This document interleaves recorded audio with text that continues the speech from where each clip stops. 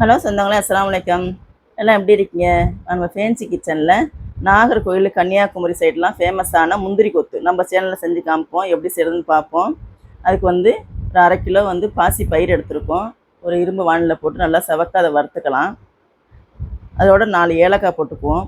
400 gram வெல்லம் எடுத்துருக்கோம். அதான் இன்னொரு அடுப்பில் வச்சு பாவு கச்சிக்கிட்டு இருக்கோம்.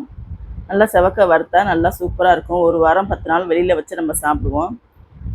பாருங்கள், அதுலேயே ஒரு முடி தேங்காய் எடுத்து திருவி அதை போட்டுக்குவோம். அந்த வானிலையிலே 3 ஸ்பூன் எள்ளு போட்டுக்கலாம். கருப்பு எள்ளு 2யும் போட்டு நல்லா வறுத்துக்கலாம்.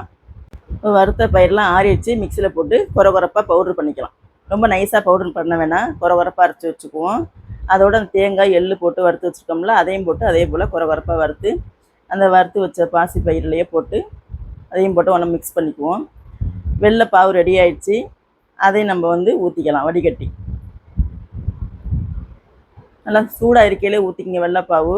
நல்லா ஸ்பூன் போட்டு ஒரு கரண்டி போட்டு நல்லா கலக்கி மிக்ஸ் பண்ணி சின்ன சின்ன உருண்டையாக போட்டால் சூப்பராக ஆயிரும். இந்த உருண்டை முந்திரி கொத்துக்கு இந்த உருண்டை இதை ஒரு 3 மணி நேரம் 4 மணி நேரம் நல்லா காய வச்சிடணும். நல்லா உருண்டையை நான் ஒரு 3 மணி நேரம் காய வச்சுருக்கிறோம்.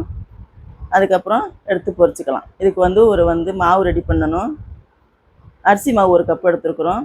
மைதா மாவு 1/2 கப் எடுத்துருக்குறோம். கொஞ்சம் உப்பு, கொஞ்சம் மஞ்சத்தூள் போட்டு தண்ணி ஊற்றி நல்லா கலக்கிக்கலாம். நான் கரண்டி வச்சு கலக்கிறேன், சரியாக கலக்க வரல. நல்லா கையை வச்சு நல்லா கட்டி இல்லாமல் நல்லா மிக்ஸ் பண்ணிக்குவோம். இந்த மாதிரி நல்லா கெட்டியாக இருக்கணும் மாவு. ரொம்ப தண்ணியாக வச்சிடாதீங்க.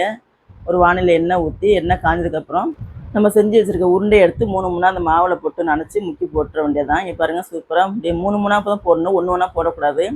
அது முந்திரி கொத்து, திராட்சை கொத்து எது வேணாலும் சொல்லலாம். இது பாருங்கள் எப்படி இருக்குது பாருங்கள், சூப்பராக இருக்கும். 3 மூணாக போட்டு எடுத்துருங்க. இதே போல் நீங்களும் உங்கள் வீட்டில் உங்கள் பிள்ளைங்களுக்கு செஞ்சு கொடுத்து பாருங்கள்.